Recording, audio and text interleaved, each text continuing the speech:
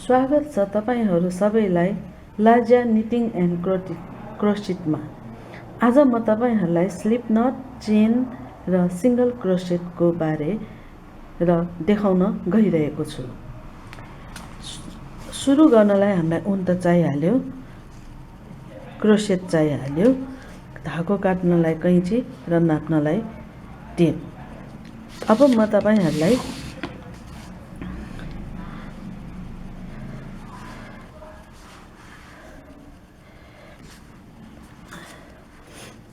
यो sleep not बारे देखाउँदैछु। Sleep नटको लागि यो सबभन्दा अगाडिको यो जग्गालाई यसरी समातेर यसरी घुमाउने र यसलाई दल्लो पार्नु। यसरी यो दल्लो हुन्छ र यसबाट यो क्रोसेटलाई यसरी भित्र पठाएर यो तलको यो धागोलाई यसरी पछाडिबाट अगाडि तानेर यसरी ल्याउने। यसलाई भन्छ स्लिप नट। अब म तपाईहरूलाई देब्रे हातमा कसरी धागो बाँध्ने म त्यो देखाउन गइरहेको छु।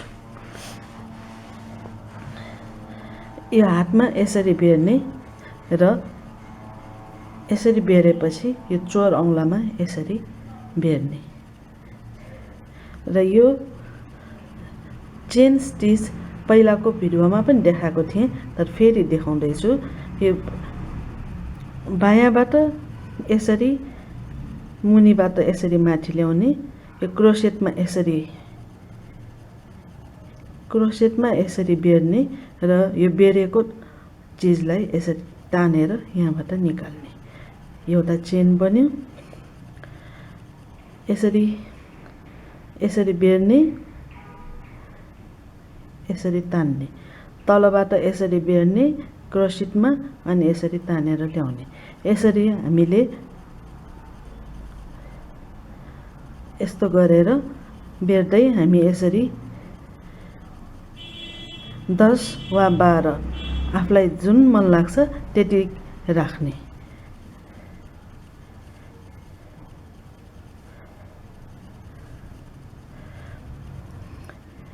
एक, 2, 3, 4, 5, 6, 7, 8, 9, 10, 11, 12 भन्छ।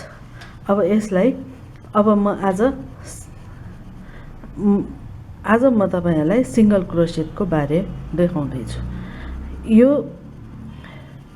अगाडिको चेनमा नबुनिकन दोस्रो चेनमा हामी बुन्ने। जस्तो कि यसलाई छोड्ने र यहाँ यो चेनको यो माथिको भागमा यसरी पठाउने। अघि जस्तै पछाडिबाट यसरी धागोलाई बेर्ने र यसबाट यसरी तानेर अगाडि ल्याउने। अगाडि ल्याउँदाखेरि यो यसमा क्रोसेटमा दुईटा हुन्छ सियोमा, र फेरि यसरी नै पछाडिबाट यसरी बेर्ने र दुवैबाट यसरी निकाल्ने। यसरी यसलाई भन्छ सिंगल क्रोसेट। फेरि यो चेनबाट यसरी घुसाएँ, बायाँबाट अगाडि यसरी ल्याएँ र यसलाई फेरि यसरी अगाडि ताने, दुईटा भयो। यो दुईटा भएकोलाई फेरि यसरी बेरेँ र फेरि यसबाट दुवैबाट एकैचोटि निकालेँ। यो चेनबाट यसरी घुसाएँ, यसलाई यसरी बेरेँ अघि जस्तै, यहाँबाट यसरी तानेर ल्याएँ र दुईटा भयो। यो दुवैलाई यसरी एकैचोटि निकालेँ। फेरि चेनको यो माथिको भागमा यसरी घुसाएँ, हैन, तलबाट यसरी धागो बेरेँ सियोमा, यसरी बिस्तारै तान्दै ल्याएँ र दुईटा भयो। फेरि यसरी बेरेँ र यसरी तानेर दुवैबाट एकैचोटि निकालेँ।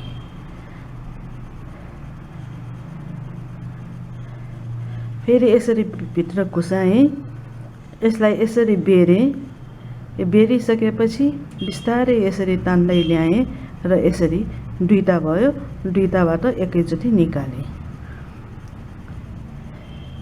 यसरी माथिकोमा घुसाएँ, यसरी तलबाट यसरी बेरेँ र अगाडि तानेर ल्याएँ, दुईटा भयो र फेरि यसरी बेरेर दुईटाबाट निकालेँ। अब फेरि म एकचोटि बिस्तारै देखाउँदैछु। यो चेनबाट यसरी घुसाएँ, बायाँबाट दायाँ यसरी लगेँ, सियोमा बेरेपछि यो बिस्तारै यसरी तान्दै ल्याएँ र यो दुईटा छ, दुईटा भएपछि यसलाई फेरि यसरी बेरेँ र दुवैबाट एकैचोटि निकालेँ। फेरि यसरी भित्र घुसाएँ, यसलाई यसरी तानेर ल्याएँ, अगाडि यसरी तानेर ल्याएँ, दुईटा भयो र यसरी फेरि यसलाई दुवैबाट निकालेँ। फेरि यसबाट यसरी घुसाएँ, अगाडिबाट यसरी बेर्दै यसरी अगाडि ल्याएँ, दुईटा भयो र फेरि यसलाई यसरी निकालेँ। फेरि चेनबाट घुसाएँ, यसरी तानेर अगाडि ल्याएँ र दुईटा भयो, दुईटाबाट फेरि दुईटाबाट एकैचोटि यसरी निकालेँ। फेरि लास्ट चेनबाट यसरी घुसाएँ, यसरी सियोमा बेरेर ल्याएँ, क्रोसिटमा यसरी बिस्तारै तानेर ल्याएँ, दुईटा भयो र यसरी दुवैबाट निकालेँ। यस्तो गरेपछि यसरी देखिन्छ, यस्तो खालको हुन्छ क्रोसेट। अब हामी यसको माथि बुन्नको लागि एउटा चेन लिनु आवश्यक हुन्छ र यसलाई यसरी पल्टाउने। यसलाई पल्टाइसकेपछि यो र यसको बीचमा एउटा यो पाल हुन्छ यहाँनिर, यो पाल यहाँबाट यसरी घुसाउने, अघि जस्तै यसरी धागो बेर्ने, अगाडि तानेर ल्याउने, दुईटा हुन्छ, यसरी निकाल्ने। यसको र यसको बीचमा यहाँ पाल हुन्छ, यो पालबाट यसरी घुसाउने, यसरी दुईटाबाट सियोमा यसरी बेर्ने, बिस्तारै यसरी तानेर ल्याउने, दुईटा हुन्छ, दुईटाबाट फेरि बिस्तारै यसरी तानेर ल्याउने। फेरि यो दुईटाको बीचमा यहाँ पाल हुन्छ, यहाँबाट यसरी लग्ने, पछाडिबाट अगाडि यसरी बेर्ने, अगाडि ल्याउने, दुईटा हुन्छ, दुईटालाई फेरि यसरी निकाल्ने। फेरि यसरी बेर्ने, यसरी निकालेर ल्याउने, दुईटा भयो, यसलाई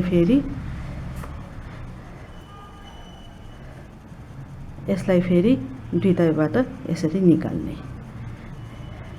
यसरी नै हामीले बुन्दै जान्छौँ र यसरी दुईटाबाट निकाल्यौँ। फेरि यसबाट दुईटाबाट बीचबाट निकाल्यौँ, यसरी तानेर ल्यायौँ र दुवैबाट फेरि निकाल्यौँ। यहाँ बीचबाट घुसायौँ, सियोलाई बेरेर अगाडि तानेर ल्यायौँ र दुवैबाट निकाल्यौँ। यसरी घुसायौँ, धागो तानेर ल्यायौँ अगाडि र दुवैबाट यसरी निकाल्यौँ। यसरी नै हामी बुन्दै जान्छौँ। अब म तपाईहरुलाई यदि अब एकैचोटि यसरी त बुन्न सकिँदैन, प्र्याक्टिस त चाहिन्छ। त्यसको लागि म तपाईहरुलाई केही कुरा भन्न गइरहेछु र यसरी नै बुन्ने हो। दुईटा भएपछि यसरी देखिन्छ। अब मैले यो पहिला नै बुनिराखेको एउटा देखाउँछु। यो यस्तो, यो सबै सिंगल क्रोसेटबाट नै बुनेको हो। ल अब यसलाई हामी कति छ भन्दाखेरि यो 6 इन्च जति छ। यसरी नै बुनेर राख्नुस्। म